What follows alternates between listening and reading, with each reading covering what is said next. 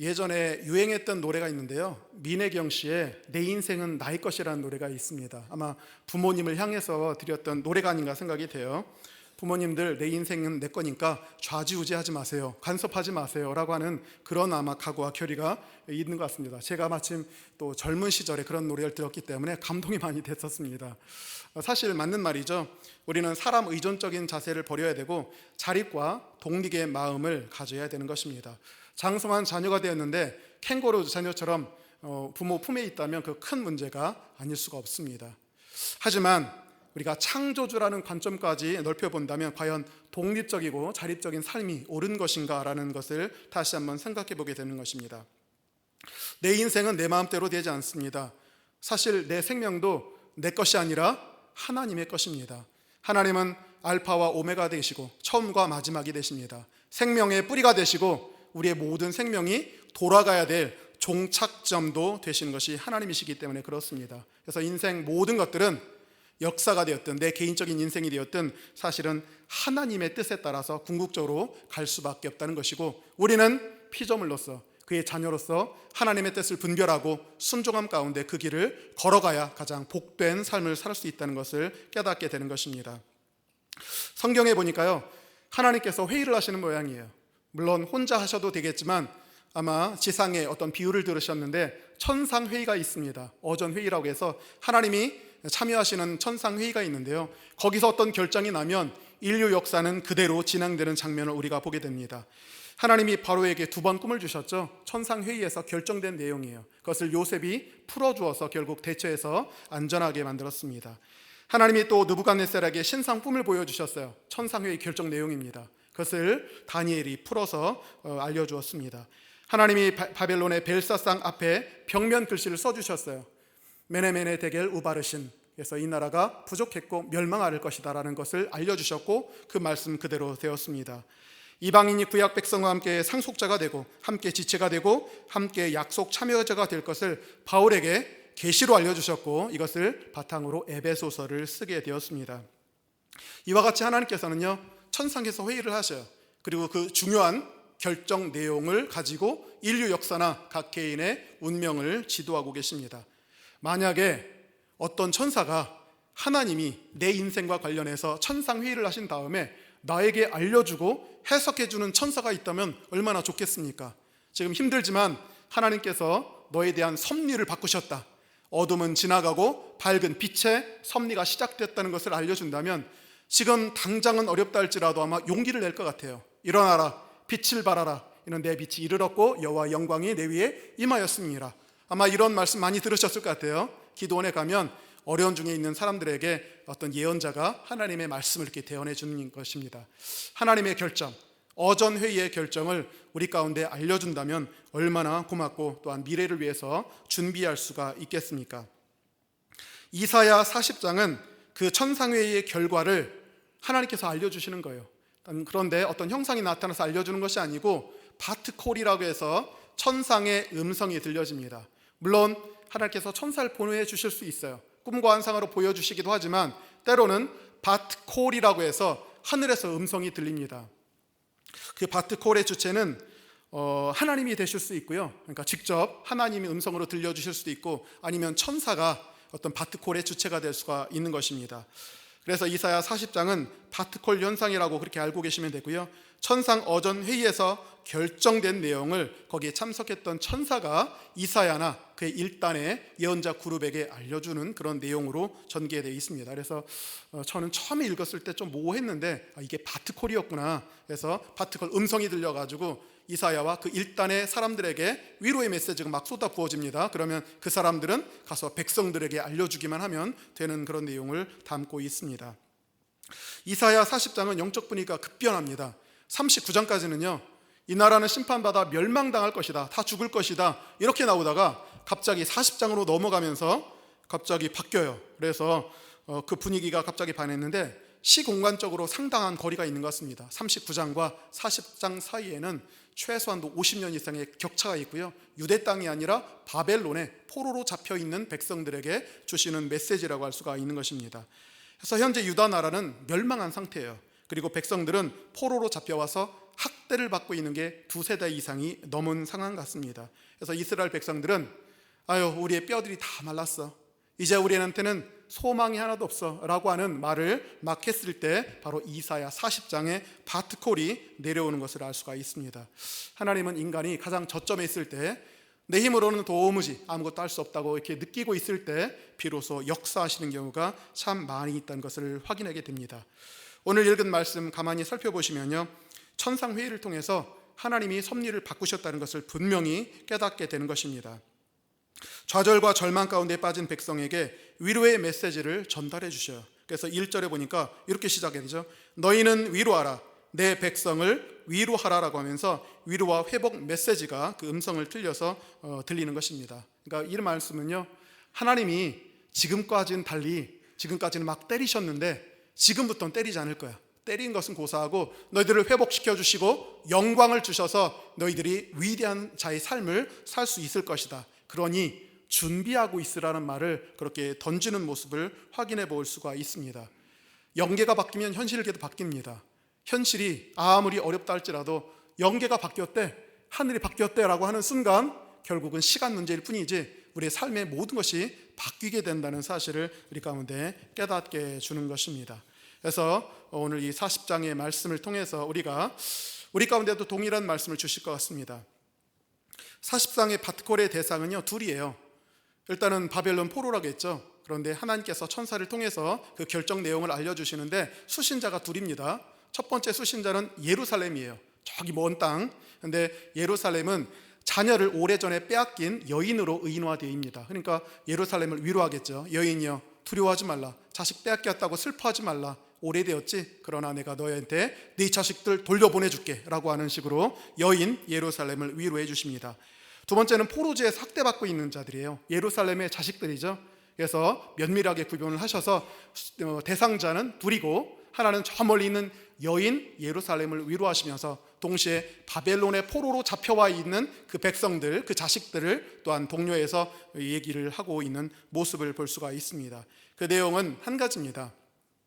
지금까지 하나님은 너희 가운데 진노하셔서 너희를 파멸시키시고 수많은 백성을 잡아서 이 땅 가운데 두어 고통을 받게 했지만 이제 하나님이 새로운 역사를 이루실 것이다. 그래서 그분이 전사로 일어나셔서 바벨론이라는 강대국을 깨뜨리실 거예요. 그분은 승리자가 되실 겁니다. 전사가 되어셔서 바벨론을 깨뜨리고 바벨론에서 자기 자식들을 빼앗아서 전리품을 취하게 될 겁니다. 그리고 그들을 데리고 광야를 건너서 이제 예루살렘, 그 어머니한테 돌려보내는 광경을 우리 가운데 보내게 되는 것입니다. 그분은요, 도망쳐오는 게 아니에요. 그분은 승리자십니다. 바벨론 짓밟았거든요. 그래서 보무도 당당하게 그 전리품인 그의 백성을 데리고 오실 거예요. 그래서 예루살렘의 그 여인의 입장에서는 조금만 기다리면 됩니다. 이제 빼앗겼던 자녀들이 돌아오게 될 거예요. 단지 오늘 준비하는 내용이 있습니다. 그분이 전사로서 개선장군으로서 오시게 될 거예요. 그리고 그분은 오셔서 더 이상은 너희 가운데 화를 내지 아니하시고 영원토록 선한 왕으로서, 선한 목자로서 너희들을 평안 가운데 다스리실 것이니까 그분이 오실 길을 준비하고 있으라라고 하는 그런 취지로 그렇게 얘기했습니다. 그래서 오늘 1월이죠. 1월의 주제는 준비입니다. 그래서 다양한 준비가 있겠지만 하나님께서 섭리를 바꾸셨어요. 그런데 섭리를 바꾸셨다 할지라도 우리는 여전히 준비할 것이 있다. 그래서 우리가 무엇을 준비해야 되는가라는 내용을 바로 바벨론 포로기에 살고 있었던 사람들에게 주셨던 준비 내용을 통해서 우리 가운데 주시는 말씀을 확인해 보게 될 것입니다. 과연 우리는 무엇을 준비해야 될까요? 첫 번째 준비해야 될 것은요, 우리가 은혜의 주님을 만날 준비를 하기 위해서는 제일 먼저 죄의 문제를 처리하셔야 됩니다. 그게 선결 조건이에요. 이게 되지 않는다면 은혜의 주님을 맞이할 수가 없습니다. 죄의 처리 문제가 제1선입니다. 본문에 보니까 2절에 이렇게 돼 있죠. 그 노역의 때가 끝났고 그 죄악이 사함을 받았느니라. 그의 모든 죄로 말미암아 여호와의 손에서 벌을 배나 받았느니라 라고 되어 있습니다. 배나 받았다는 것은 도둑질과 관련된 거예요. 도둑질하면 발견되면 2배를 물어주면 청산이 되는 것입니다. 그렇다고 해서 이스라엘 백성이 포로 기간을 해서 완벽하게 갚았다는 것은 아니지만 하나님 보시기엔 충분히 갚았다, 청산이 되었다고 하면서 새로운 섭리를 시작하게 되실 것입니다. 혹시 우리 가운데 하나님, 은혜의 하나님이 잘 오시지 않는다고 느껴지시는 분이 있습니까? 예수님을 믿어서 내 과거, 현재, 미래 죄가 다 용서받았다고 하는데 왜 은혜의 하나님은 속히 내한테 임재하지 않으실까? 이렇게 생각하시는 분이 있을 수 있어요. 그런데 신자의 회개도 필요합니다. 왜냐하면 신자 가운데도 여전히 죄의 잔존 세력은 있기 때문에 그래요. 궁극적으로 사법 법정에서는 이미 해소가 되었지만 여전히 육신을 갖고 있는 세상 가운데 우리가 영화를 입기 전까지는 우리 가운데 죄가 남아있고 그 죄를 여전히 우리가 믿음 가운데 예수 그리스도의 보혈로 말미암아 싸워서 그 잔존 세력을 없애야 된다는 것입니다. 그러니까 우리는 죽을 때까지 하나님의 품에 들어갈 때까지는 우리 안에 남아있는 그 잔존 세력을 깨뜨려야 돼요. 예수 그리스도께서 보배로운 피로 우리를 용서해 주셨는데 그것을 가지고 우리는 체험해야 된다는 것입니다. 그 보혈의 능력이 얼마나 강력한지 우리에게 생명을 주실 수 있는 힘인지를 우리가 체험해 보아야 된다는 사실을 깨닫게 되는 것입니다.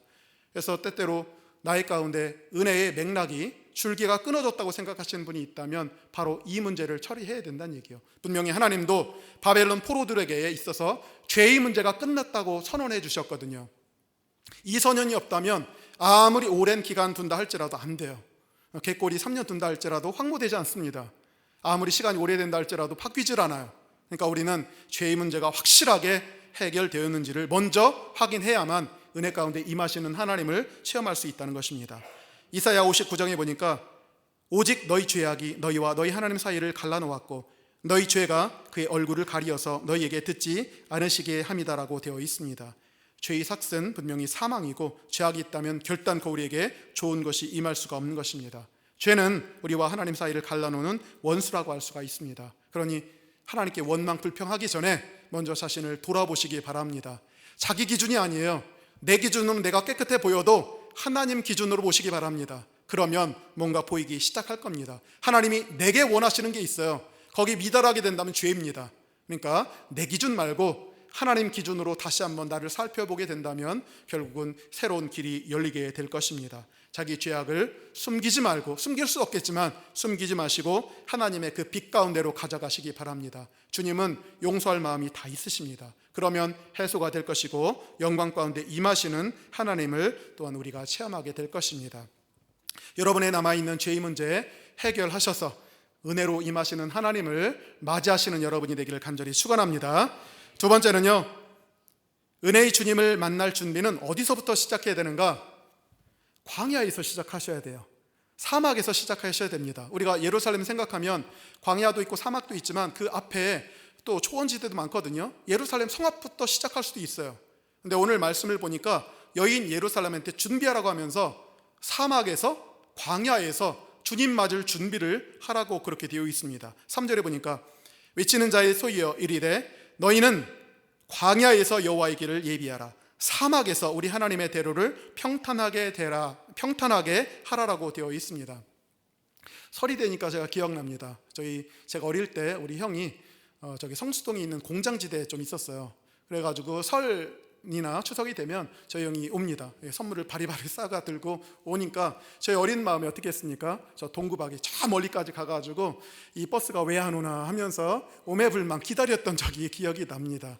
그래요. 뭔가 소중한 게 있으면 버스 정류장이 아니라 동구나무 밖까지 나가는 것이 인간의 마음이 아니겠습니까? 지금 하나님이 바꾸셨어요. 지금 은혜로 임하시겠다고 분명하게 바트콜로 얘기하십니다. 그 주님을 어디까지 나가서 맞으냐면 예루살렘 성벽 밖이 아니에요. 저기 멀리까지, 사막까지, 광야까지 가서 주님 맞을 준비를 해야 된다는 사실입니다. 주님 맞을 준비를 하기 위해서 당신은 광야에서 혹은 사막에서 준비하고 있습니까? 여러분에게 있어서 광야와 사막이 어디입니까? 바로 지금 아니겠습니까? 지금 어렵고 힘드시죠? 자기 기도 제목이 100% 성취가 안 되죠? 여러분 사막이 있는 거예요. 여러분은 현재 광야에 있는 것입니다. 그런데 하나님 뜻밖에도요, 일이 잘 되면 준비를 하라가 아니라 지금 너희가 서 있는 그곳, 광야와 같은 곳, 사막과 같은 이곳에서 주님 맞을 준비를 하라고 되어 있다는 얘기예요. 거기다 양탄자 깔으셔야 돼요. 그게 우리가 하나님을 영접할 수 있는 좋은 길입니다. 젖과 꿀이 흐르는 땅에 들어가기 전부터, 사막과 광야에 있을 때부터 주님 영접할 준비를 해야 되는 것입니다. 그래서 생각해 보니까 이게 감사가 아닌가 싶어요. 감사. 주님, 제 형편이 조금 나아지면 감사할게요가 아니라 지금 감사하셔야 돼요.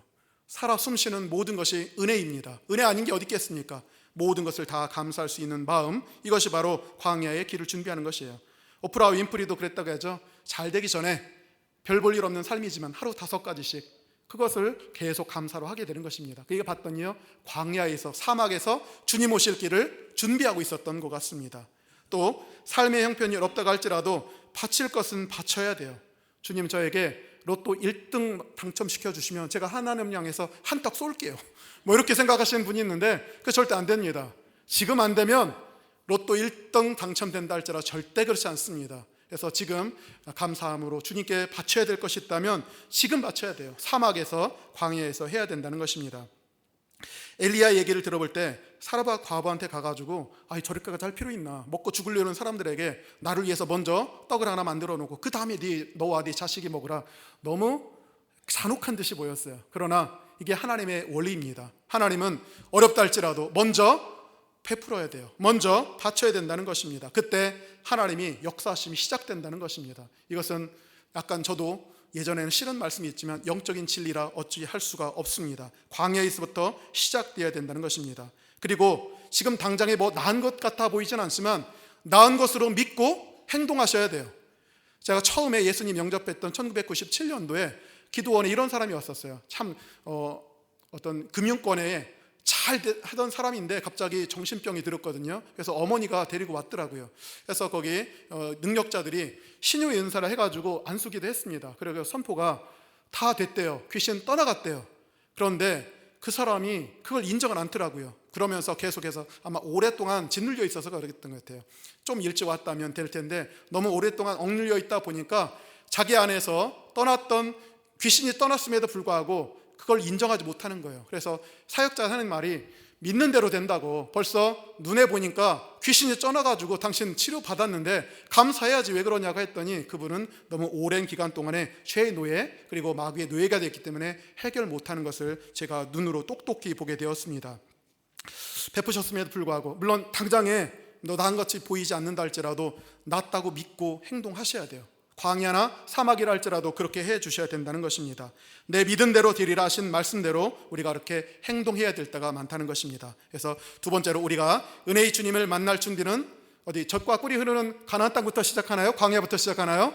광야부터 하셔야 돼요. 지금 이 시간부터 하셔야 된다는 것입니다. 그래서 우리는 그 양탄자를 바로 광야와 사막에서부터 깔기를 시작해야 된다는 것입니다. 그럴 때 하나님이 놀랍게 역사해 주실 줄 믿으시기 바랍니다. 세 번째는요, 하나님 맞을 준비를 할 때 낮아진 것을 높이라라는 말씀이 있어요. 여기 4절에 보니까 골짜기마다 도두어라라고 되어 있습니다. 여기서 보이는 대로는 고속도로를 얘기합니다. 고속도로를 수축하는 과정에서 골짜기를 만나게 되거든요. 골짜기는 함몰된 곳입니다. 함몰된 곳을 만나면 어떻게 되겠습니까? 깊은 협곡을 만나면 가서 메워야 돼요. 메워야만 그것이 되는 것입니다. 우리가 아까도 얘기했지만 오랜 기간 동안에 심한 고통과 환난을 당하게 되면 마음속에 실망과 좌절과 낭만과 자포자기와 낮은 자존감 가운데 시달리게 되는 것입니다. 근데 이런 마음으로는 하나님의 새로운 역사를 이루실 수가 없어요. 능력을 갖고 온다 할지라도 이런 마음이 있으면 어떻게 하나님이 하실 수가 없어요. 그러니까 너희들은 나를 맞을 준비를 하되 푹 꺼져 있는 자가 있느냐?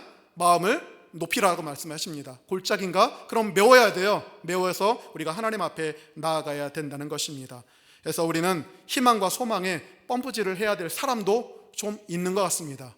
다는 아니라 할지라도 어떤 사람은 너무 그 영적인 자존감이 낮아서 그런 것을 계속 펌프질을 해서 높여야만 비로소 가능한 사람들을 우리가 확인해 보게 되는 것입니다.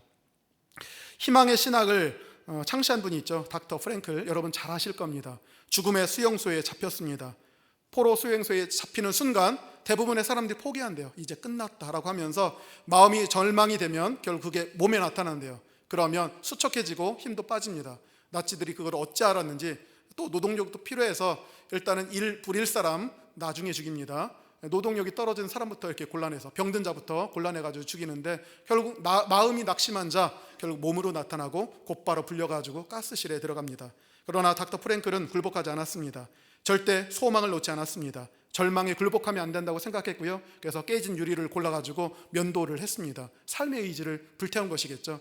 마음을 계속해서 다잡았어요. 이 처참하고 지옥과 같은 곳이라 할지라도 나는 생명의 끈을 놓을 수 없다라고 하면서 이렇게 버텼습니다. 결국은 먼저 무너진 것이 나치였어요. 그래서 그는 죽음의 소용소에서 나왔고 미국으로 건너가서 희망신학이라는 걸 했어요.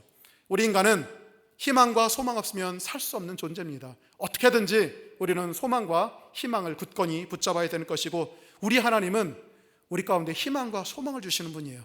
그래서 우리 가운데 그것을 부어주시는 하나님이심을 믿으라고 얘기를 하는 것입니다. 절망에 빠진다, 이것은 하나님의 역사가 아니라는 것입니다.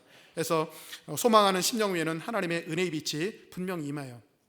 죽음을 동경하면 죽음이 옵니다. 생명을 동경하면 생명이 오게 됩니다. 재앙을 동경하면 재앙이 오고 축복을 동경하면 축복이 임하게 될 것입니다.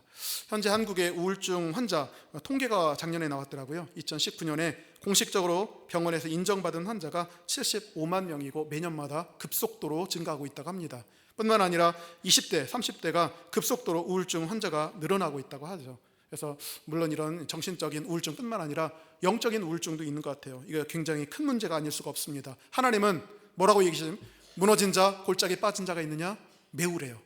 나도 도와줄 것이지만 먼저 네가 메우지 않는다면 하나님이 역사하시기가 힘이 들 것입니다. 그래서 자기 마음을 다져야 됩니다. 자기 마음과 또한 높임이 필요하고 궁극적으로 하나님께서 그 마음 가운데 임해 주실 것입니다. 그래서 때로는 우리가 자괴감에 빠진 것이 하나님이 오시는 것을 방해하는 것이 될 수 있어요. 그래서 그 마음을 지켜야 된다는 것입니다. 잠언 4장에 모든 지킬 만한 것 중에 더욱 내 마음을 지키라고 되어 있습니다. 그래서 여러분의 마음에 있는 골짜기요, 방치하게 되면 사망의 음침한 골짜기가 될 것입니다. 하나님은 그렇게 음습하고 사망의 지옥 같은 마음에는 은혜를 잘 임하게 하실 수가 없어요. 하나님이 안 하셔서가 아니라 우리가 받기를 거부하는 것입니다. 그래서 하나님은 오늘 말씀을 통해서 내가 마음껏 내 능력을 풀어놓을 수 있게 너희 골짜기를 도두어라라고 얘기를 하십니다. 이것이 하나님을 영접할 수 있는 길인 줄 믿으시기 바랍니다. 네 번째는요, 정반대예요. 이번에는 골짜기를 메우는 것이 아니라 높아진 것을 깎아가지고 좀 하라는 얘기를 하는 것입니다. 산마다, 4절이죠. 산마다 언덕마다 낮아지며 낮추라는 얘기를 하십니다. 고속도로 건설할 때도 마찬가지죠. 높은 산이 있으면 깎아버립니다. 언덕이 있어도 어떻게 해요? 싹 깎아버립니다. 여기 보니까 저는 산과 언덕이 나오는데, 언덕은요 조금 작은 교만을 얘기하는 것이고 큰 산은 큰 교만을 얘기하는 것 같습니다. 그래서 우리가 잘 알듯이 교만은 패망의 선봉입니다. 겸손은 존귀의 앞잡이가 될 것입니다. 그래서 교만이 있으면 하나님이 역사를 못해요. 은혜를 갖고 오신다 할지라도 막혀버려요. 그래서 우리가 그 좋은 것을 다 갖지를 못합니다. 그러니까 우리는 산이 되었든 언덕이 되었든 큰 교만이 됐든 작은 교만이 됐든 몽땅 다 평탄하게 만들어야 된다는 것입니다. 근데 문제는 큰 교만은 좀 눈에 보여요. 근데 작은 교만은 잘 보이지 않습니다. 그래서 저는 오늘 이 시간에 작은 교만이 무엇인가 한번 생각해 보도록 하겠습니다. 작은 교만이 뭔가 대부분의 사람들이 다 있어요. 근데 알지 못합니다. 자신이 교만하다는 사실을 몰라요. 이게 뭔가 봤더니요, 이런 것 같아요. 자기 기준입니다. 다른 사람을 깎아내리는 거예요. 자기 본이죠. 그래서 내 기준으로 모든 것을 재단하고 비판하고 내리는 것이 바로 작은 언덕과 같습니다. 이게 교만하다는 생각을 안 하더라고요. 그런데 이게 작은 언덕과 같은 것이고 하나님이 역사하실 수 없는 교만 중에 하나라는 것입니다. 사실 사도 바울도 이런 얘기를 했습니다. 나보다 남을 더 낮게 여기라 하는데, 실제로 우리 보면요, 남보다 나를 더 낮게 여깁니다. 은밀하죠. 숨어 있어가지고 보이지도 않습니다. 그런데 이것이야말로 진짜 위험하고요, 하나님의 은혜를 받을 수 없는 언덕이라는 사실을 우리가 깨달아야 되는 것입니다. 사실은 하나님께서 모든 사람을 섭리하고 계십니다. 그에 맞게 인생을 주셨고 인생 오솔길을 주셨고 다양한 경험과 달란트를 주셨어요. 그 사람이 그런 모습과 그런 성품과 그런 달란트를 발휘할 수 있기 위해서는 하나님이 전생애를 투자하셔서 만든 겁니다. 그래 약간의 어둠이 보이고 단점이 보인다 할지라도 그 장점과 빛을 싸그리 무너뜨리고 비판하게 된다면 이것은 그 사람뿐만 아니라 그를 만드시고 인도하신 하나님을 욕되게 하는 것이고 그것이야말로 진정한 교만이 아닌가 생각이 됩니다. 그래서 우리는 타인에 대해서 물론 나보다 남을 더 낮게 여긴다, 균형이 필요하죠. 예수 그리스도 안에서 나의 올바른 정체성을 갖고 나를 존중해 주면서 또 타인은 타인대로 하나님이 만드신 작품으로 여기면서 조금 부족한 점이 보인다 할지라도 어둠이 있다 할지라도 그만이 갖고 있는 장점을 인정해 주는 사람이 된다면 바로 산도 무너뜨리고 언덕도 무너뜨리는 그런 삶이 될 것입니다. 그래서 우리는 이 산과 언덕을 무너뜨려야 돼요. 그래서 어떻게 무너뜨리면 좋은가 싶은데 신촌 성결교회에 있었던 한국 도자기 회장님 얘기를 우리가 생각하면 좋을 것 같아요. 예전에 한번 개인적으로 알고 계신 분 있겠지만 그분이 쓰신 수기를 보니까요, 여러 가지 어려운 점이 많이 있었습니다. 큰 굴지의 대기업으로 만드는 과정 속에서 수많은 연단에서 큰 교만이 꺾였습니다. 근데 이 교만이라는 게 잘 없어지질 않아요. 그래서 슬금슬금 이게 교만이 올라온대요. 그럴 때마다 자기는 도자기 굽는 그 불가마 앞에 간대요. 그래서 그 앞에서 자기가 지키면서 몇 시간이고 있다고 합니다. 그러면서 생각하는 것이, 야, 내가 교만에 떨어가지고 주님의 심판대 앞에서 주님의 버림을 받게 된다면 저 불꽃은 상대도 되지 않은 뜨거운 지옥불에 들어갈 텐데 내가 이렇게 교만하면 안 되지 하면서 자기의 작은 교만을 통제했다는 얘기를 제가 들어보게 되었습니다. 그래서 우리는 주님을 영접하기 위해서 반드시 산과 같은 교만, 언덕과 같은 교만도 반드시 없애야 될 것입니다. 사도 바울은 이런 얘기를 합니다. 마땅히 생각할 그 이상의 생각을 품지 말고 오직 하나님께서 각 사람에게 나누어 주신 믿음의 분량대로 지혜롭게 생각하라고 되어 있습니다. 작은 교만, 언덕과 같은 교만 다 없애시는 여러분이 되기를 간절히 축원합니다.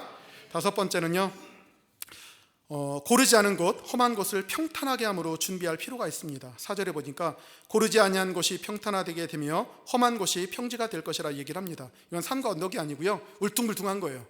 여러분, 울퉁불퉁하면 차도 제대로 못 가죠. 이게 마찬가지예요. 울퉁불퉁함이 있으면 하나님이 우리 가운데 복 주시러 올라다가 너무 지체되어 버려요. 그래서 이 울퉁불퉁함이 무엇일까 생각해 봤더니 이게 한결같음이래요. 한결같음이 빠졌을 때 우리가 울퉁불퉁하고 또한 들쭉날쭉하게 된다는 것입니다. 그걸 없애래요. 나를 맞으려면 울퉁불퉁 그리고 들쭉날쭉한 거 없애고 오직 한결같음과 신실함과 평상성을 가지고 나를 대하도록 하라라고 그렇게 되어 있습니다. 얼마나 많은 신자들이 들쭉날쭉한가요? 그리고 울퉁불퉁하겠습니까? 이거는 하나님이 오실 수 있는 길을 막는 것입니다. 믿음을 의미하는 헬라어 단어가 피스티스입니다. 믿음, 피스티스인데요, 피스티스에는 믿음이란 뜻 외에 신실함, 충성스러움, 한결같음, 쭉 그대로임 이런 뜻도 같이 들어있어요.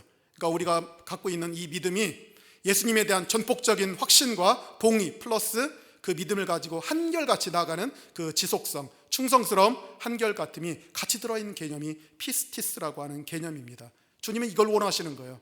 우리 가운데 너무 이렇게 들쭉날쭉하지 말라는 얘기를 그렇게 해주고 있는 것입니다.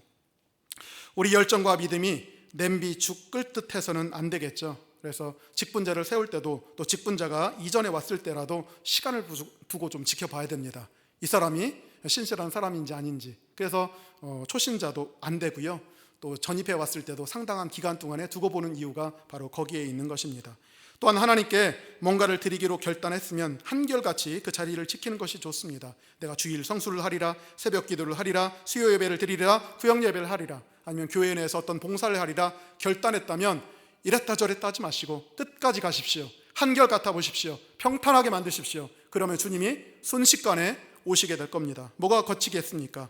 그래서 우리는 로마가 하루아침에 이루어지지 않았듯이 우리의 그런 우리의 영성의 그릇도 하루아침에 이루어지지 않고 특별히 이런 신실함도 마찬가지라는 사실을 더욱더 분명히 깨닫게 될 것입니다. 하나님은 한결같으신 분이에요. 신실하신 분이십니다. 그래서 한결같은 자에게 한결같은 은혜를 베풀어 주실 줄 믿으시기 바랍니다. 우리가 왔다 갔다 하면요, 주님도 어떻게 할 방법이 없어요. 왔다 갔다 하십니다. 그러니까 우리가 한결같은 이런 충성스러움을 갖고 나가시기 바랍니다. 그러면 준비가 끝나면요, 하나님이 오세요. 우리가 준비가 다 끝냈을 때 주님은 지체 없이 곧 오시게 될 겁니다. 우리의 소원이 이루어지게 될 것입니다. 5절에 보니까요, 여호와의 영광이 나타나고 모든 육체가 그것을 보리라 라고 되어 있습니다. 하나님은 우리 가운데 보이지 않는 은혜를 개인적으로 주셔요. 때로는 우리 가운데 보이는 은혜를 주셔요. 그것도 모든 사람이 보고 놀랄 만한 은혜를 주시게 될 겁니다. 오늘 여기 딱 보니까요, 여호와의 영광이 너를 통해서 완벽하게 나타나고 내 주위에 있는 사람뿐만 아니라 원각체에 있는 모든 육체가 그것을 보고 너를 찬양하며 하나님을 찬양하는 그런 노래를 부르게 될 것이라 얘기를 하고 있습니다. 그래서 우리가 주님을 맞을 준비를 잘하게 된다면 은밀하게 영적으로 주시는 뿐만 아니라 눈에 확 보이는 사업을 통해서, 자녀를 통해서, 내 일생을 통해서 엄청난 복을 우리 가운데 주게 되신다는 것입니다. 그래서 우리 하나님은 올해 2020년 가운데 우리 가운데 복을 다 주시기를 원합니다. 천상으로부터 복주머니를 다 싸셨어요. 복주머니를 다 싸셔가지고 우리 가운데 오시려 하는데 우리가 막아버려요.